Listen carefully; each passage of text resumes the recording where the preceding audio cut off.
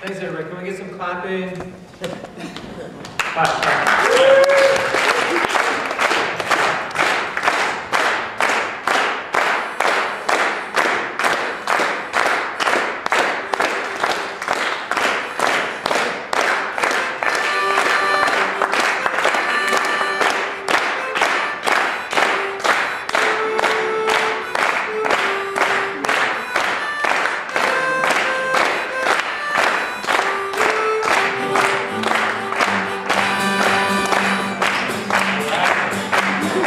Thank you, everybody.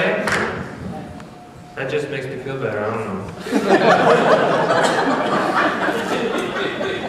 Okay, so I'm very excited to be here. I'm honored to be allowed to come here, much less to be able to speak to you all. And I'm a little bit terrified because there's just such an incredible amount of experience in the room. And I'm horrified that I'm going to try and give a presentation. Everyone's going to say, well, yeah, everybody knows that. So I apologize if this is a total waste of your time. So we will, but we'll see. I'm going to jump in and try and keep to time here like a good little boy. So I'm going to talk today about transmedia worlds. Transmedia is a word everybody's been talking about. Transmedia this, transmedia that. And I had a few thoughts kind of on the matter and the way, some of the better and more useful ways to create transmedia. I thought I'd share some of that today. Just you know, Warren mentioned, just so real quick, I do a few different things. I've got a video game studio named Schell Games. We've got about 50 people in Pittsburgh, Pennsylvania, home of Fred Rogers, right? And I teach at the Entertainment Technology Center at Carnegie Mellon. I used to be the creative director of the Disney Imagineering virtual reality studio. And I wrote a book called The Art of Game Design. I think somebody brought one in if you want to page 3 over there. Okay, so I would like you to come with me a long time ago in a galaxy far, far away. And when I say a long time ago, I mean 1977. And there was this movie that came out. It was called Star Wars or something. Star Wars, right? So Star Wars came out 1977. It was an unexpectedly tremendous hit. No one really thought a science fiction movie would do that well, and it did very well. But it was so unexpected that no one, they talked about, hey, after this movie came out, maybe we should make some toys for it. And all the toy companies were like, nah, I don't know, we don't. Based on some science fiction movie, that's not going to happen. It took them over a year to get these little guys made. And it turned out these guys were pretty popular. Oh yeah? And one of the things that was interesting about these guys was if you looked at how children actually played with them. Many adults, when I talked to them about it, they kind of like, well, I assume that, you know, what the kids are doing is they would just act out scenes from the movie. But that isn't what was happening with them. The kids would act out all kinds of scenes. And in fact, because the movie is actually kind of complicated, and a kid wouldn't necessarily understand it. It had a lot of great stuff in it kids were excited about, but they didn't necessarily get it. And they didn't even give the characters the same names as like they had in the movie, because they wouldn't know the name, and they would be confusing, so they'd make up their own names. And they'd be having all these adventures with these characters in backyards and you know, in living rooms and bedrooms, and these characters had just tremendous adventures. But it makes you wonder a little bit, why were these so insanely popular if it wasn't the storyline and it wasn't the characters that the kids were responding to?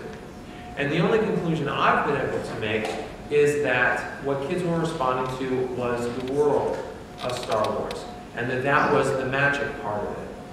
And when I look at the excitement that we've had in, you know, the recent decade about when the final Star Wars movies came out, I wonder how much that excitement was, ooh, I can't wait to see how it's going to turn out, because we all freaking know how it's going to turn out. We saw it at first, and much more, oh, I can't wait to go back there again. I cannot wait to visit that world again.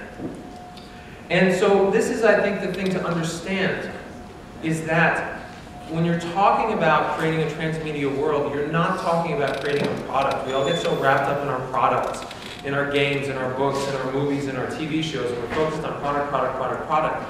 When in many cases, the real thing you're making isn't a product at all, but is this world that doesn't actually exist. You can't put it on a shelf, you can't download it for 99 cents, It's this imaginary place that you're creating, but what you're selling are gateways to that world.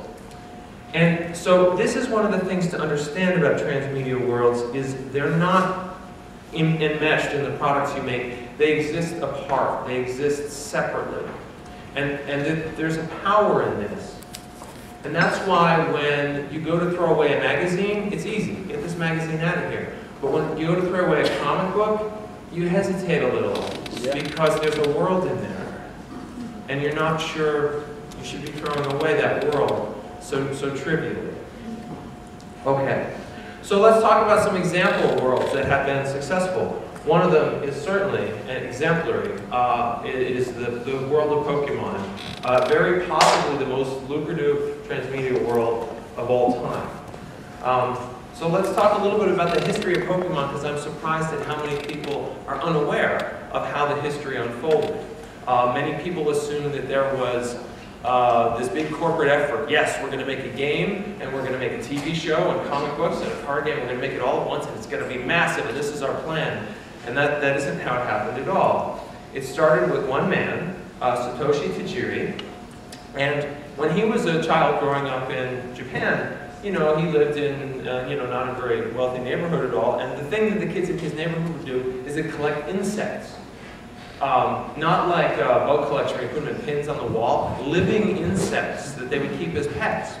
And then what all the boys would do is they would get together and they would battle them. And these insects would fight, and they would, kind of prod them and poke them, and the insects would fight and they'd get them in battles. And it was very dramatic and very exciting, and it was a huge part of his childhood. And as he grew up, he realized that children weren't doing this anymore. This was gone from their lives.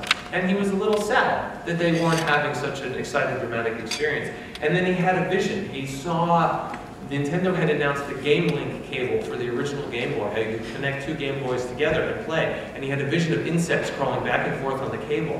And he had this idea to make a game all about where you collect things, so you're going to fight against each other, and you could hook up that way. It was not a trivial effort making the Game Boy game. It took 4 years. They spent 4 years trying to get it right. And it was released in a very unusual way. In the US, it was released as the red and the blue, 2 different cartridges, each with a different subset of Pokemon. So you couldn't have them all with just one. You'd have to get with somebody else if you were going to get them all, and you'd have to trade a little bit. You didn't need to, but you could just play one. But trading made it more exciting.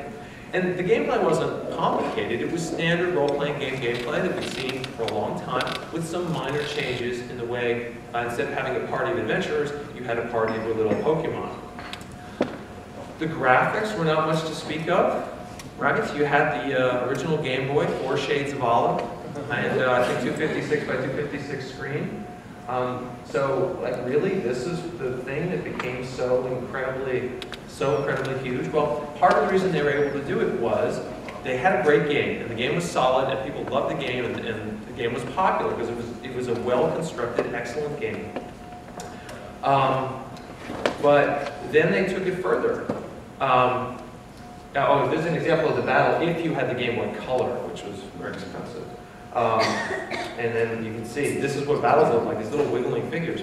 Well, then they took it further, and they made a comic book and a TV show based on these characters.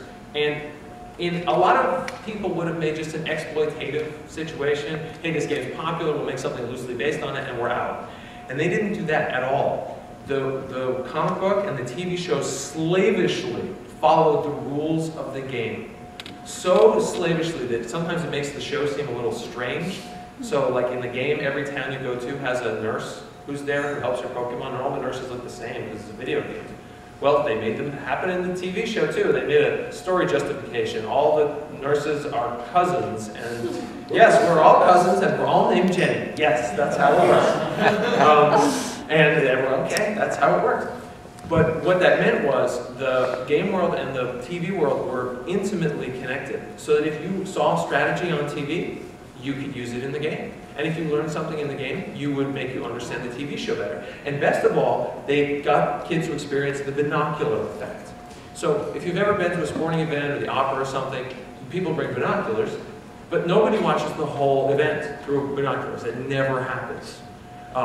What people do is they take them out and they watch the athletes, or they watch the performers for a little bit until they get the close-up in their mind, and then they take them away. Because now their mind has the close-up, and it maps these rich, juicy things onto these little wiggling characters. And so once the kids see this awesome TV show, that's great. You don't have to make graphics anymore because it's in their brains, and in fact it's better than you'd ever be able to render it in a video game. And so the TV show and the game were working great together. But there were some things that were missing, and socialization was really missing. There was a little bit on the Game Boy, but there could have been more. And so they went to Wizards of the Coast, and they said, hey, you guys had that Magic the Gathering game, pretty successful. You think you could work with us to make a card game?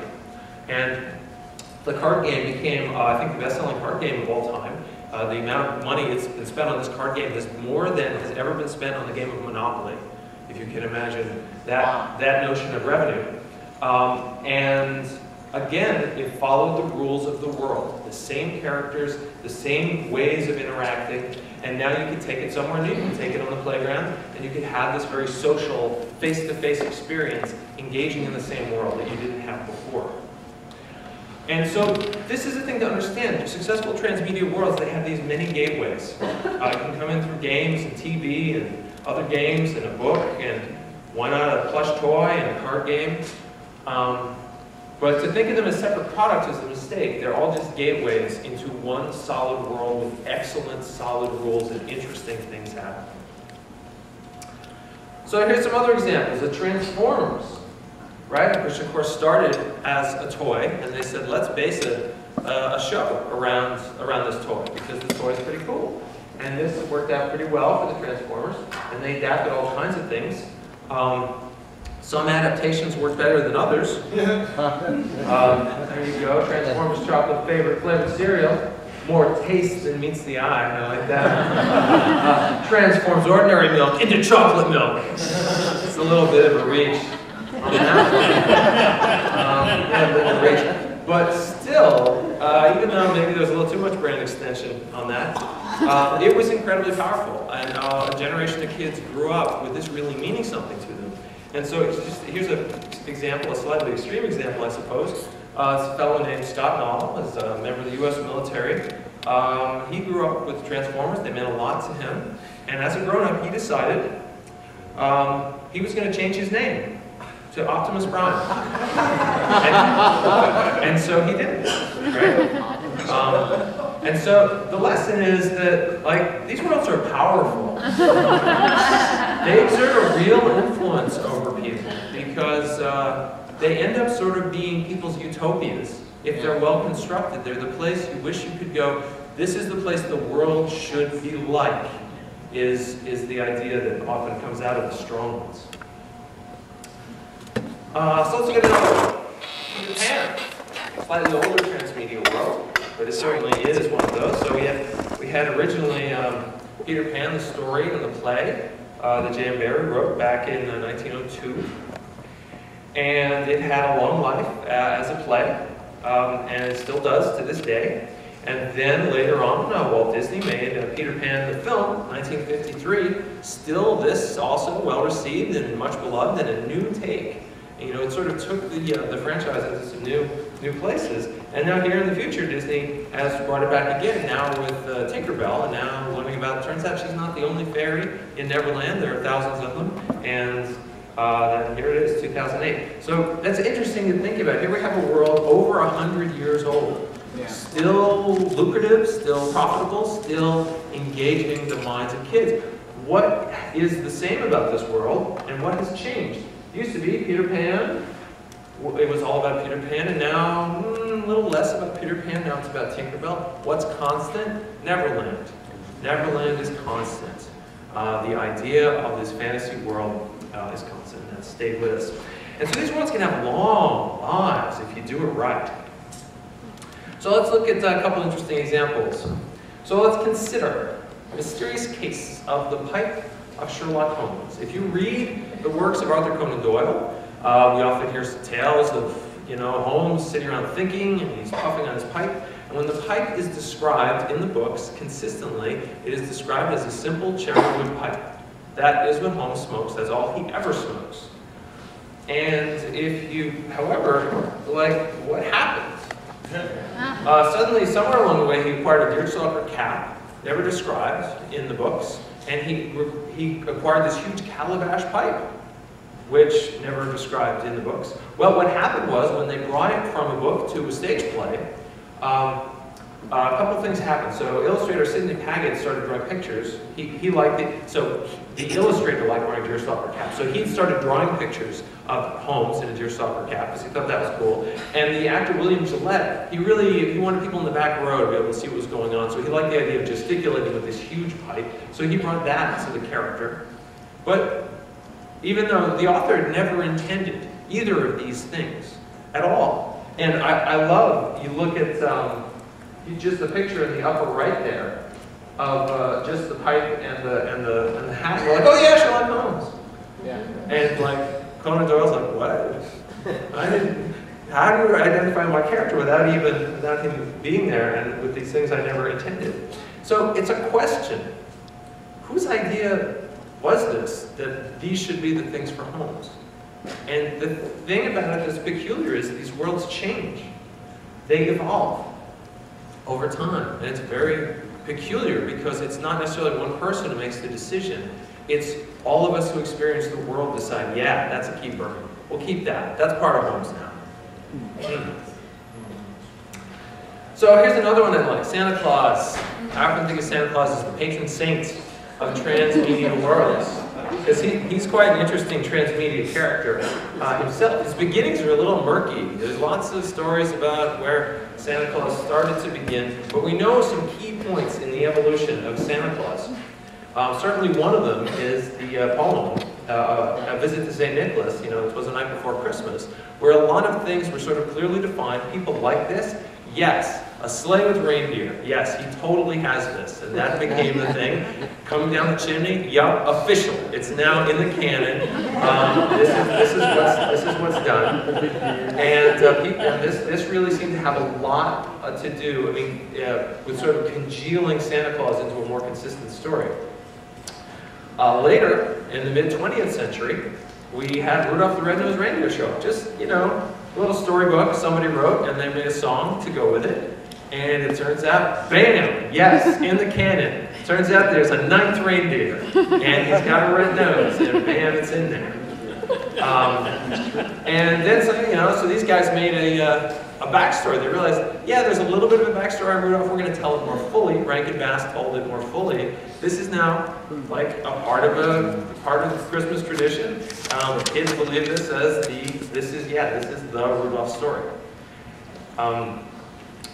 Now, does that mean everything that you throw at Santa Claus? Sure, everybody just pile it all on and it all sticks. No, not really. There's stories all the time that people try with Santa, and they don't all stick. They don't all work out and become part of the canon. And you might say, oh, well, of course, this is ridiculous. Of course, that's not going to stick. But no less than L. Frank Baum, the author of The Wizard of Oz, took a whack at it. He said, Santa Claus's origin story is kind of murky. I'm going to work it out for you. And he came up with this book, The Life and Adventures of Santa Claus. It didn't stick. It didn't resonate with people. If you read it, it's kind of strange. I can kind of get it why. It's this whole thing about this bunch of immortals decided that there should be a human who becomes immortal. It's kind of a complicated, weird story. But it was still, you think he'd know what he's doing. But no, the world said, no, sorry, L. Frank Baum, this is not part of the story. And I'm just always fascinated with who's in charge of Santa Claus? We all are, somehow. We all collectively define his world. And it's a fascinating world, because talk about many gateways. My gosh, you can go, here's an imaginary character, you can go and sit on his lap, right? People write millions of letters each year to an imaginary character, right? And sometimes he writes back. This is a letter to the Tolkiens. Apparently the Tolkiens would receive letters from Santa Claus each year. This was a tradition in the Tolkien household. Now it's interesting, if you look at the Tolkien letters, the Father Christmas letters that came to their house, it's not so simple as we often think of it. You know, we often think, oh, there's Santa and the elves. Well, in the Tolkien house, they're always getting letters about how the elves are being besieged by goblins up at the North Pole. It's like a huge problem. The elves are fighting the goblins up there. Interesting. Yeah, it's an example of a letter. An imaginary character shows up at your house and eats your food. That's unusual, right? That's a pretty powerful transmedia world right there. And then, of course, Santa Claus delivers the goods, right? He actually shows up. And so why? Why is this so important? I mean, think of the amount of work we all go through to make this thing real. Right? The amount of deceit and deception and lies in order to make this thing real. And it's because we think it's important. We think there's something really important about the idea of a figure who considers your fondest wish and decides whether or not to bring it to you. And that maybe they will because you deserve it. It's something that we feel important somehow, and so we do it.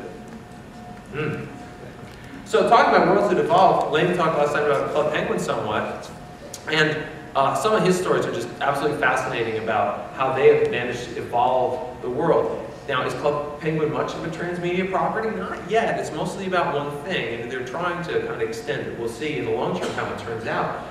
But already in terms of evolution, they really do let the community decide. You told us stories about the ninjas and the things that go in there. Kids come up with ideas for what goes in and they just put them in. If the audience likes it, it stays in. If it doesn't, it goes out.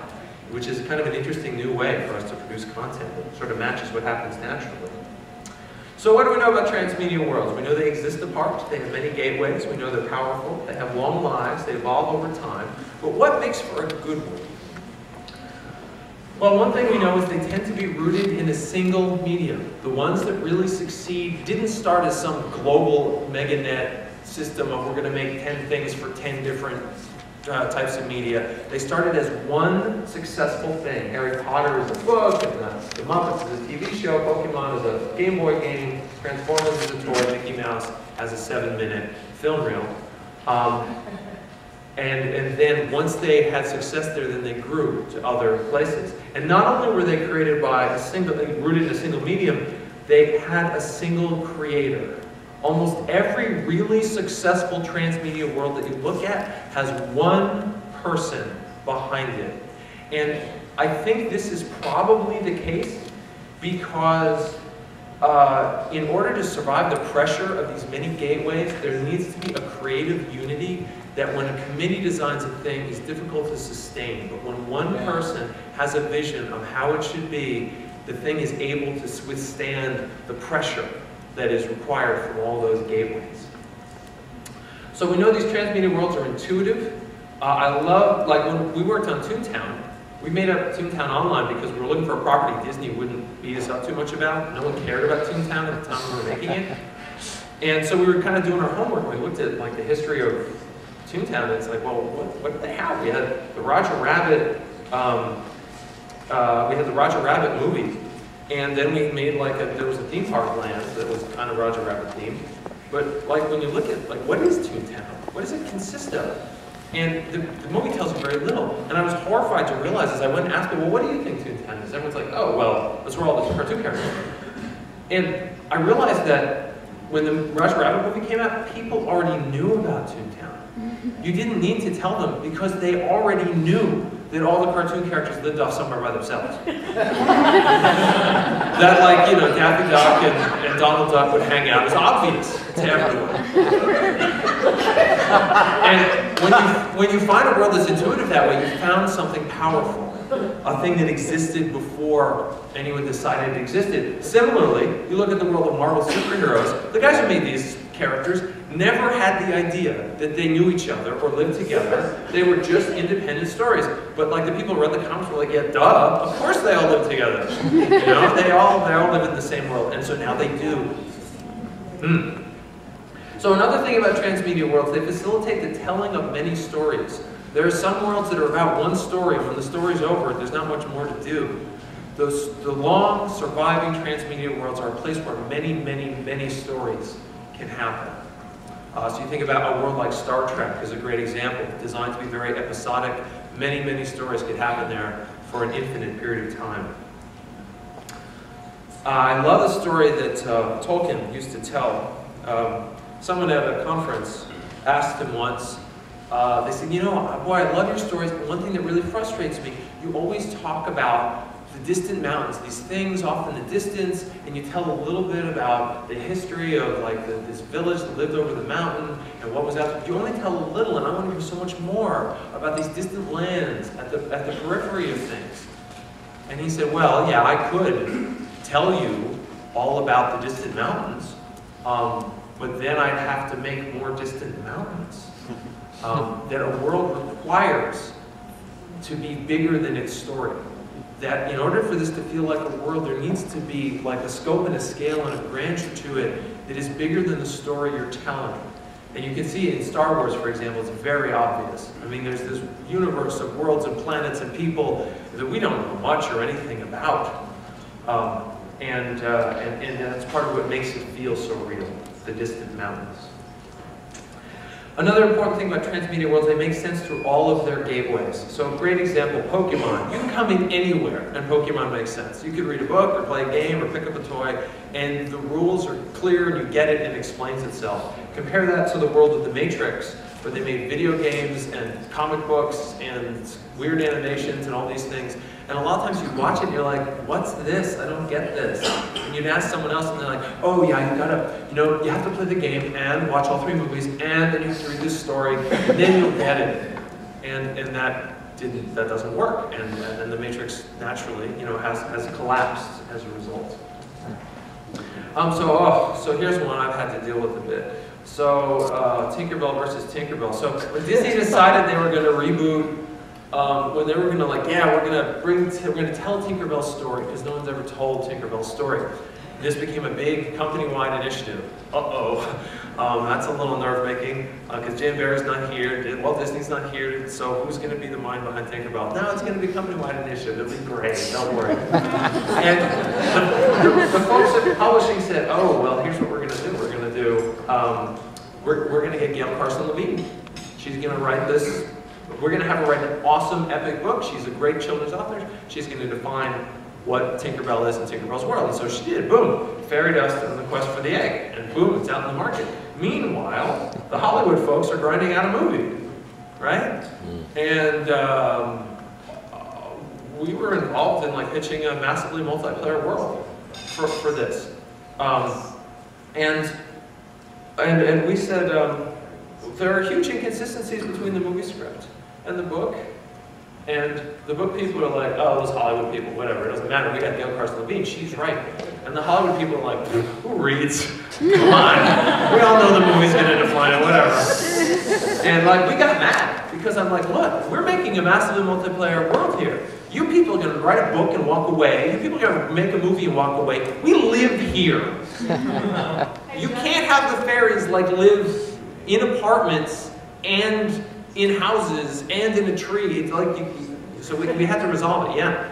I actually was the publisher of Gail Carson Levine. Oh, you probably know all the stories. And I did throw my email away, but it's my birthday today.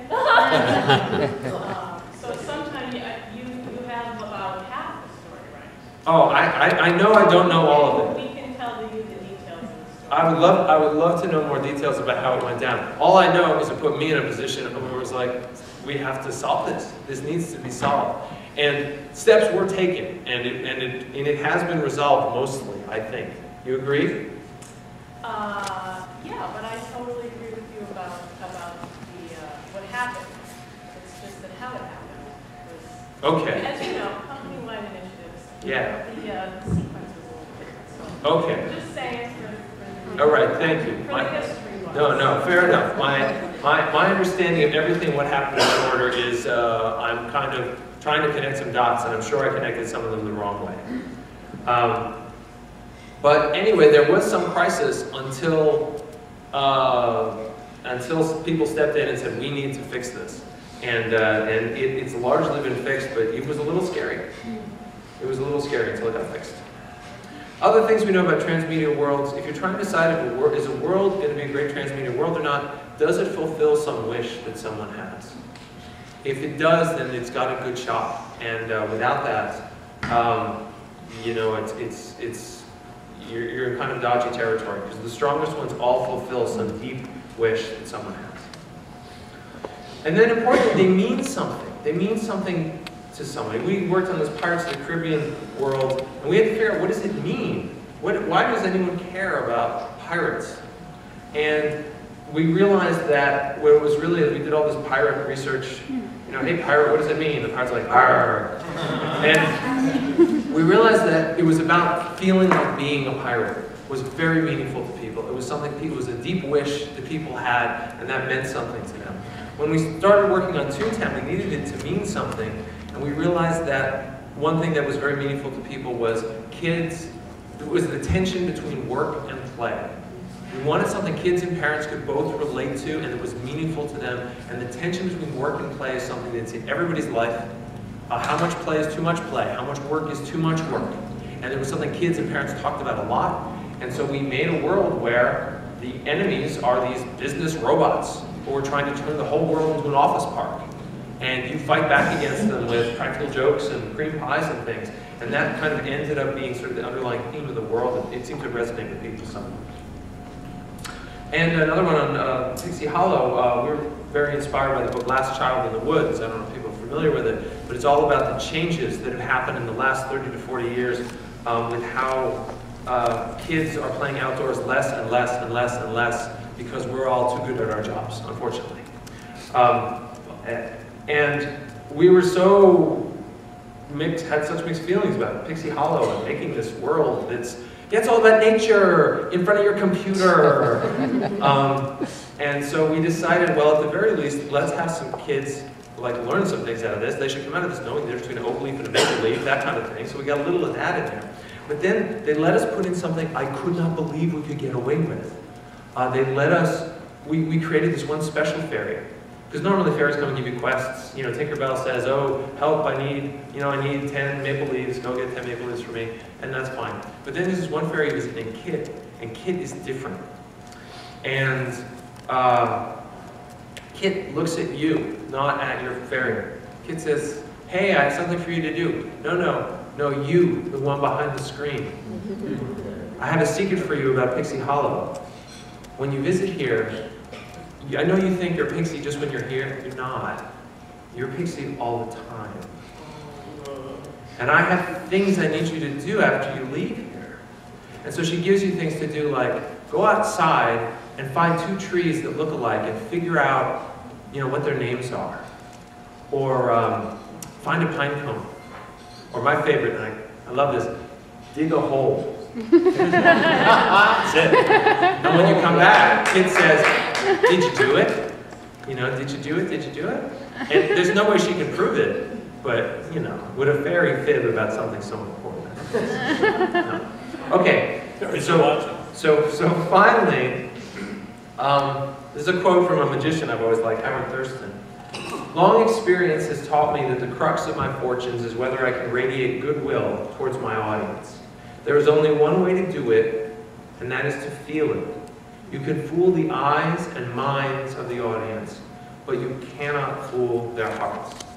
And one of the things that I'm excited about, coming here, we heard it in Anne's talk last night, and we heard it in Lane's talk, and I've heard it in every conversation I have with everybody in this room. Everybody here cares about changing children's lives for the better.